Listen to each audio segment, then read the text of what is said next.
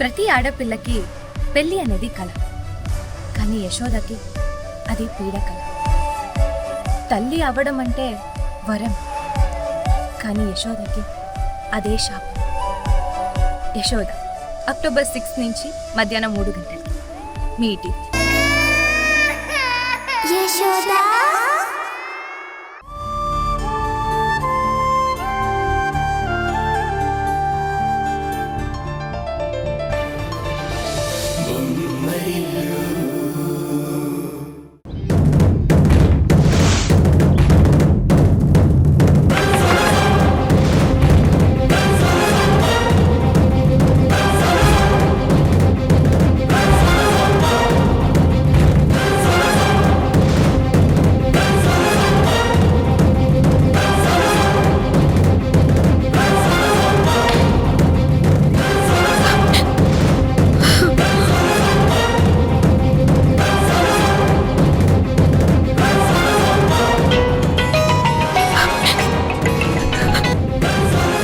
ఏమ్మా మేఘనా, ఇంకా స్టార్ట్ కాలేదా? అమ్మా మేఘనా, ఏమైంది?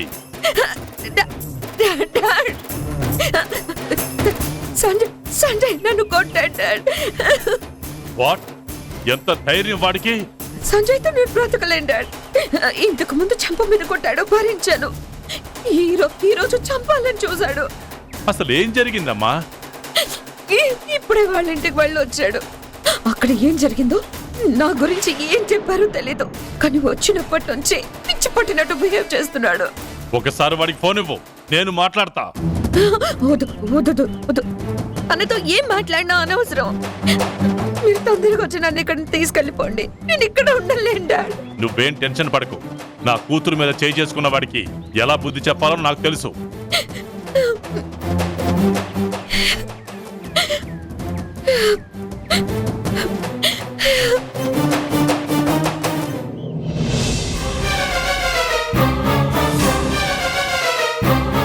Hello commissioner.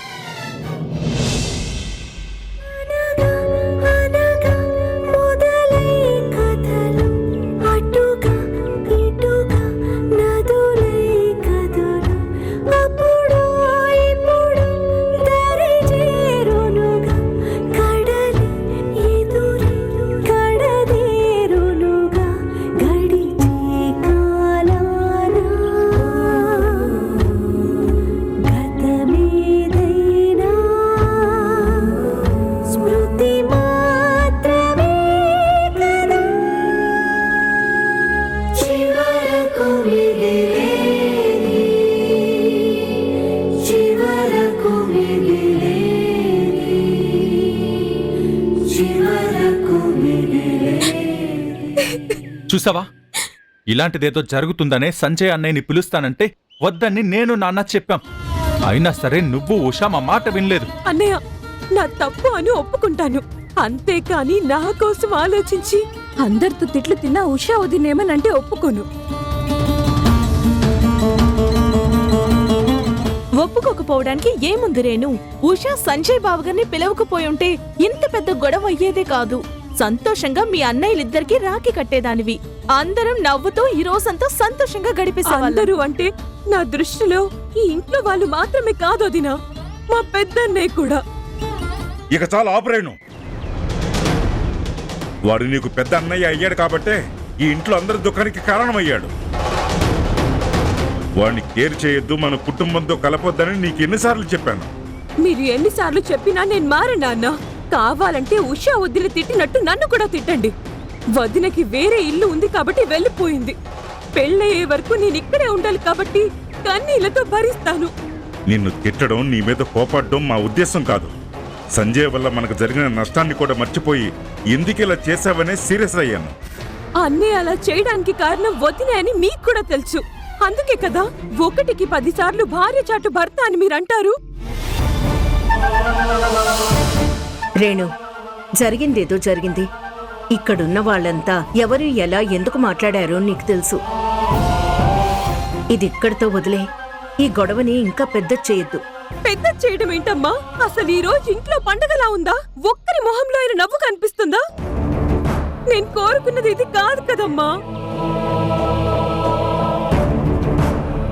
వచ్చే సంవత్సరం నాకు పెళ్ళైతే ఎక్కడుంటానో ఏం చేస్తానో కూడా తెలీదు. అందుకే ఈ సంవత్సరంలో అందరూ ఉండాలి, అన్నయ్యలు ముగ్గురికి రాఖీ కట్టాలనుకున్నాను. కానీ పెద్దన్నయ్యతోనే అంతా ఆగిపోయింది. ఆగిపోలేదు, అంతా వాడే ఆపాడు. సంజయ్ సక్రమంగా ఉంటే మన కుటుంబానికి ఏ కష్టం వచ్చేది కాదు. సమస్య అని తెలిసినప్పుడు సొంతవాడైనా సరే దూరం పెట్టాలి. పాముకి పాలు పోసి ప్రేమగా పెంచినంత మాత్రాన అది విషం కక్కదనుకోవటం అవివేకం అవుతుంది. సంజయ్ పేరు తలుచుకోవడమే కాదు, వాడి గురించి ఆలోచించడం కూడా పాపం అవుతుంది. అంటే పెద్దన్నయ్య మీద మీకు ప్రేమ పూర్తిగా చచ్చిపోయిందా నాన్న?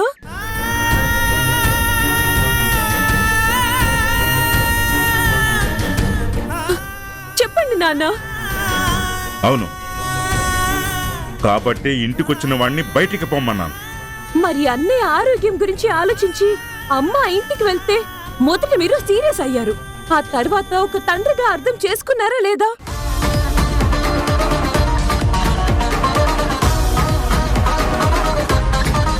కొడుకు మీద మీకు నిజంగానే ద్వేషం ఉంటే ఆ రోజు అమ్మని క్షమించేవారా?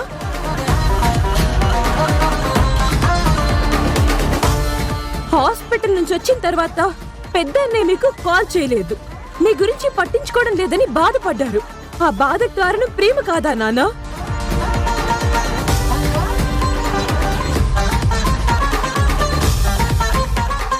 అన్నయ్య, మరి నువ్వు పెద్దన్నయ్యకి ఏ ప్రాబ్లం వచ్చినా డ్యూటీలో ఉన్నప్పుడు ఒక పోలీస్గా, డ్యూటీ లేకపోతే తమ్ముడిగా నువ్వు హెల్ప్ చేయలేదా? నాకెందుకని వదిలేసావా? పెద్దన్నయ్య కోసం మీరందరూ ఆలోచించొచ్చు. అన్న చెల్లెల పండుగ రోజున అన్నయ్య రావాలనుకోవడం, రాఖీ కట్టాలనుకోవడం మాత్రం తప్పైపోయిందా? మీ ఇద్దరికి పెద్దన్నయ్య గురించి చెప్తే సీరియస్ అయ్యారని ఉషా వదిన హెల్ప్ తీసుకున్నాను. అన్నయ్య వస్తే నా కోసం వచ్చాడని అర్థం చేసుకుంటారనుకుంది. కానీ కొడుకు మీద కోపాన్ని తన మీద కూడా చూపిస్తారని ఊహించుండదు.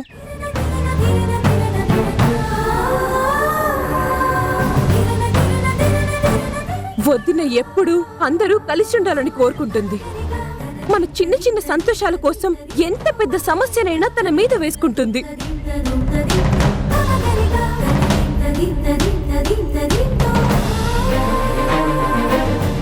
మనకి నచ్చిన పని చేస్తే దేవుడిచ్చిన కోడలండం, నచ్చని పని చేస్తే నానా మాటలని నిందించడం, ఇదెక్కడి ధర్మం నాన్న? ఇదెక్కడి ధర్మం నాన్న? ఇదెక్కడి ధర్మం?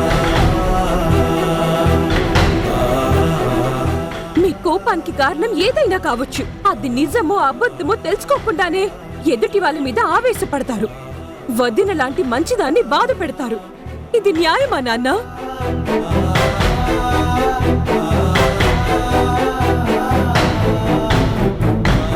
నా జీవితంలో మీతో కలిసి జరుపుకునే ప్రతి పండగ ఒక స్వీట్ మెమరీగా ఉండాలని కోరుకుంటాను. ఈ రోజుని మాత్రం బ్రతికున్నంత కాలం కన్నీటితోనే గుర్తు చేసుకుంటాను.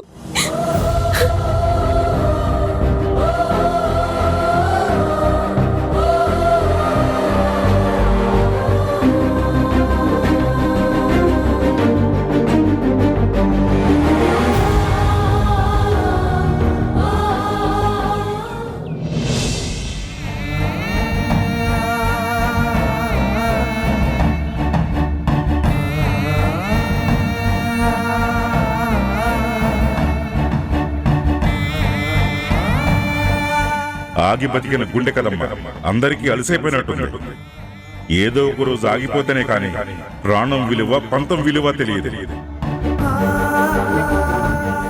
ఇన్ని రోజులు నువ్వేం చేసినా మన కుటుంబం కోసమే అనుకున్నా. కానీ జీవితంలో మొట్టమొదటిసారి నువ్వు దోషిగా కనిపిస్తున్నావు. నువ్వు చేసింది క్షమించరాని నేరం.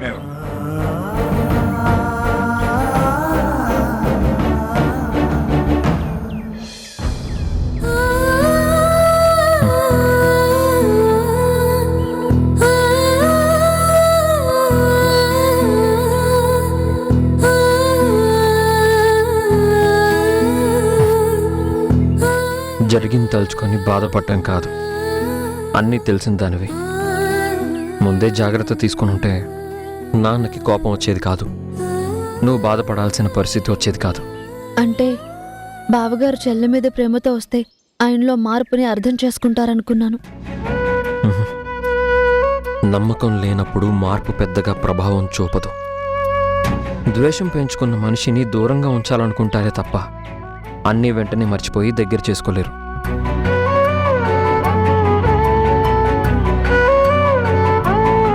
సంజయ్ మేఘన చేసిన తప్పులు క్షమించేంత చిన్నవి కాదు, జీవితాంతం మర్చిపోలేనంత పెద్దవి.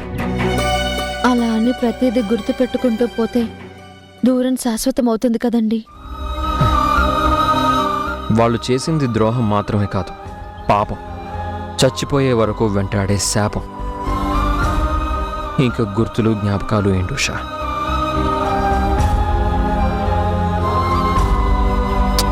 నిన్ను నువ్వు సర్ప్రైజ్ ప్లాన్ చేస్తున్నానంటే గిఫ్ట్కి సంబంధించిందేమో అనుకున్నాను, కానీ సంజయ్ గురించి అని కనిపెట్టలేకపోయాను.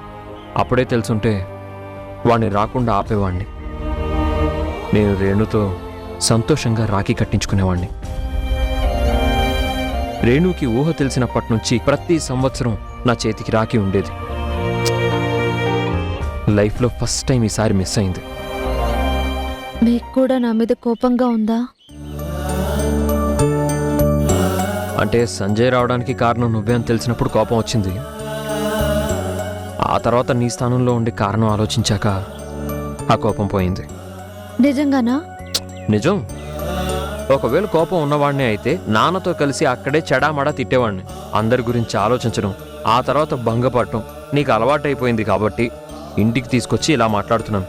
ఏవండి, నేను కోడలిగా ఇంటికి వచ్చినప్పటి నుండి అందరూ కలిసి ఉండాలి, తేజ కిరణ్మయుల కుటుంబం ఒక అందమైన బొమ్మరిల్లులా ఉండాలని కోరుకున్నాను. అందుకే అవకాశం వచ్చిన ప్రతిసారి దూరమైన వాళ్ళని దగ్గర చేయాలని తాపత్రయపడుతూ ఉంటాను. నీ తాపత్రయం అందరూ మెచ్చేటట్టు ఉండాలి కానీ కోపం తెప్పించే ప్రయత్నంగా మారకూడదు. సంజయ్కి చెప్పినట్టే నాన్న కోపంలో నిన్ను కూడా ఇంట్లో నుంచి బయటికి పొమ్మంటారేమో అనుకున్నాను. గుడిలో నుంచి దేవతను పొమ్మనేంత మూర్ఖుడు కాదురా మీ నాన్న.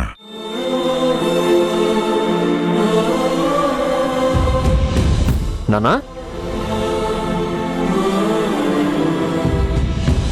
నానా లోపలికి రండి. లేదురా, నేనన్న మాటలకి, ఉషా పడిన బాధకి ఈ ఇంట్లోకి అడుగుపెట్టే అర్హత కూడా లేదు. అందుకే గుమ్మంలో నిలబడే క్షమాపణలు చెప్పడానికి వచ్చాను.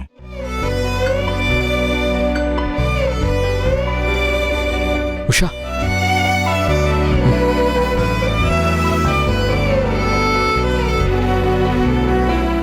అలా మాట్లాడకండి మావయ్య. వరుసకి మీరు మావయ్య కావచ్చు, కానీ నా మనసులో మాత్రం తండ్రి కన్నా ఎక్కువ, తండ్రి కన్నా ఎక్కువ, తండ్రి కన్నా ఎక్కువ. తండ్రి బిడ్డలకి ఆశీర్వాదం ఇవ్వాలే తప్ప క్షమాపణ చెప్పకూడదు. నాన్న చెప్పింది కదా, లోపలికి రండి. ఇది మీలు నాన్న, రండి.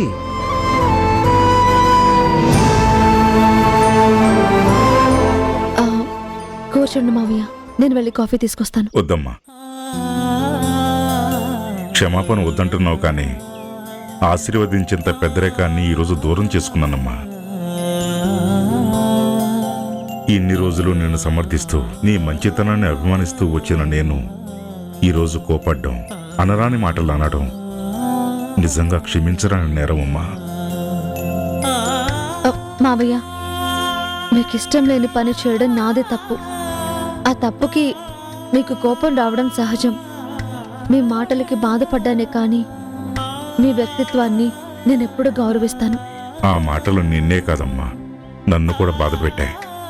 మీ అత్తయ్య, రేణు అందరూ నిందిస్తే కానీ నా ఆవేశం విలువ తెలియలేదంటే ఎంత దారుణంగా ప్రవర్తించానో నాకే అర్థమవుతుంది.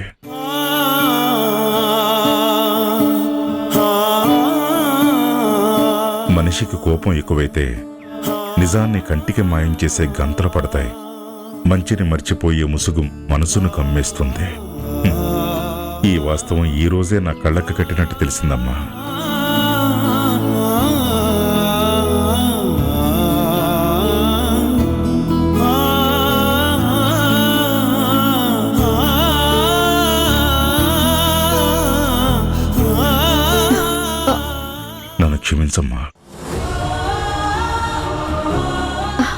మావయ్య, వద్దని చెప్తున్నాను కదా.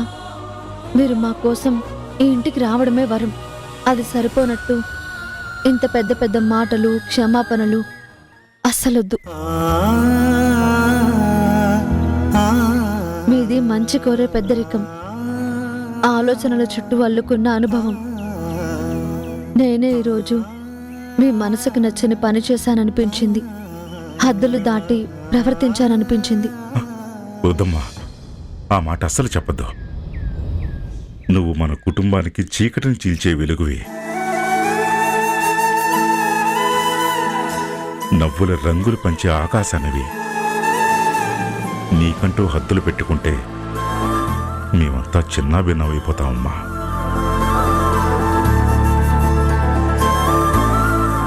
మేము ఎలా ఉన్నా, ఎన్ని సమస్యలతో ఉన్నా నువ్వు నీలానే ఉండు. నీకు నచ్చినట్టు చేస్తుండు. అదే నీ నుండి ఎప్పుడూ కోరుకుంటాను.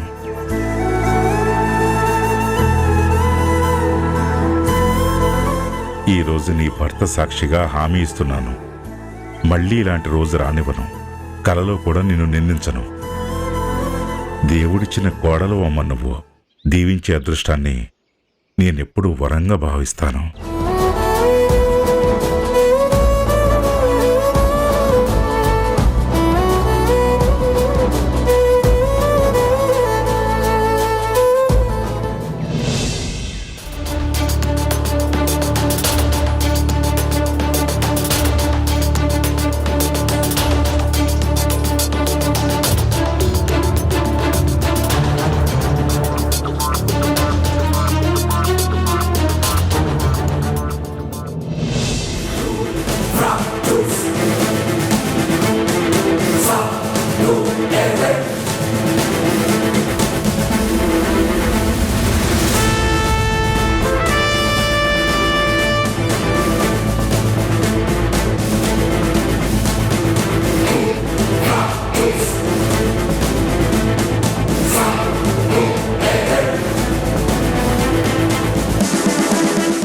మిస్టర్ సంజయ్,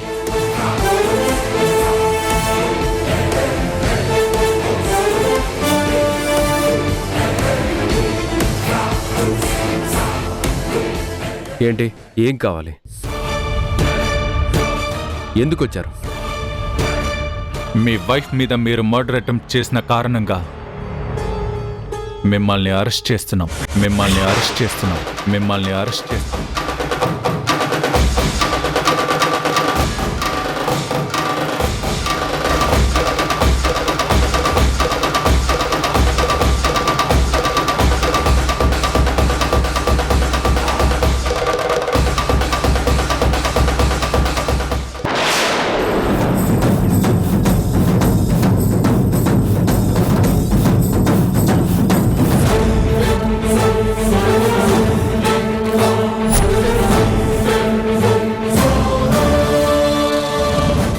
ఓహో, కంప్లైంట్ ఇచ్చారా?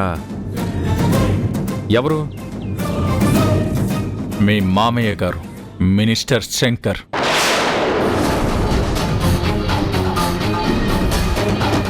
అటెంప్ట్ చేసినందుకు అరెస్ట్ చేయడం ఎందుకు?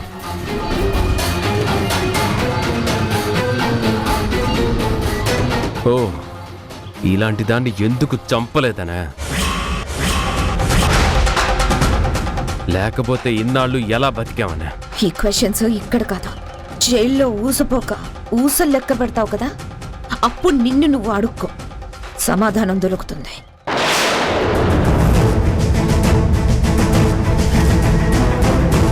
శ్రీనివాస్ సార్,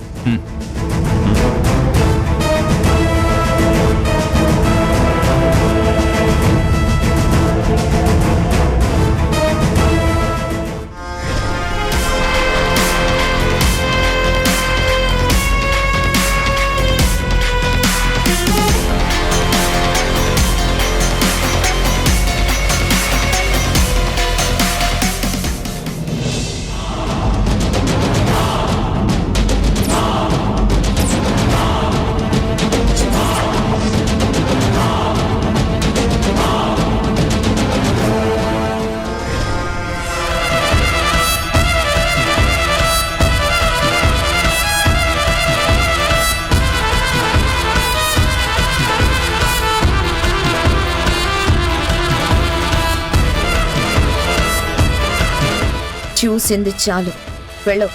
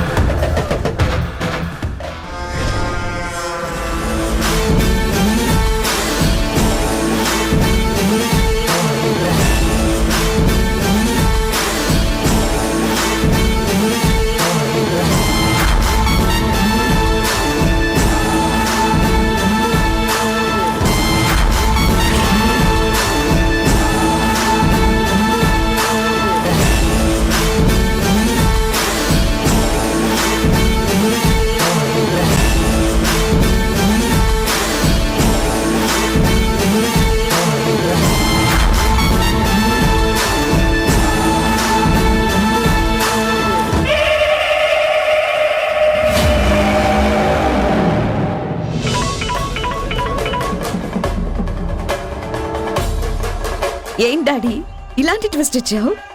ఏమైందమ్మా?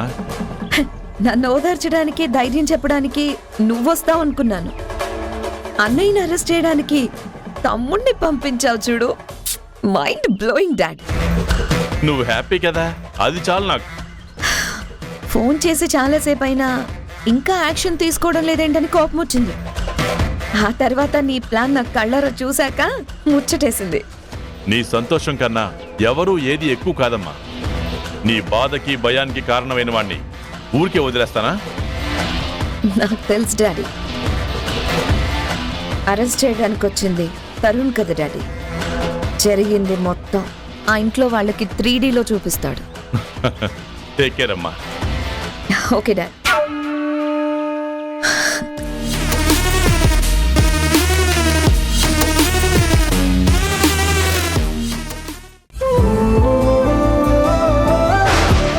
ఈ 3 రోజులు ఏ దుష్టగ్రహాలు, ఏ చెడు కళ్ళు మీ మీద పడకుండా ఉండాలని. సరే బాయ్ ఉషా, పద పల్లవి.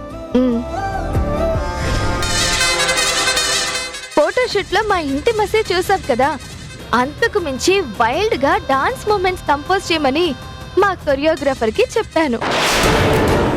బాయ్ ఉషా.